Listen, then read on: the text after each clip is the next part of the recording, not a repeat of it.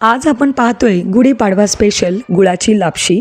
अतिशय सोप्या पद्धतीने जगातली सगळ्यात सोपी पद्धत आज मी तुम्हाला दाखवत आहे. जास्त तामझाम नाही, खूप जास्त कष्टही नाही आहेत. कुकरमध्ये 2 ते 3 चमचे साजूक तूप गरम करा. आवडेल तो सुकामेवा क्वांटिटीमध्ये तुमच्या इच्छेनुसार वापरू शकता. काजू, बदाम सुक्या मेवामध्ये आपण वापरलेले आणि सुक्या खोबऱ्याचे काप. त्याच तुपामध्ये 1 वाटी गव्हाचा दलिया भाजून घ्या.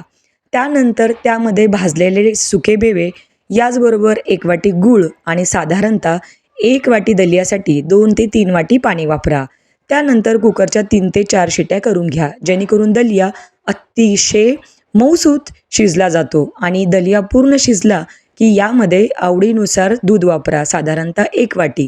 तयार आहे आपला अतिशय टेस्टी पौष्टिक असा गव्हाचा दलिया किंवा गूळ गव्हाचा दलिया. यावर साजूक तूप टाका आणि गरमागरम या खिरीचा आस्वाद घ्या. रेसिपी आवडली असेल तर लाईक, शेअर, आपल्या चॅनलला सबस्क्राईब नक्की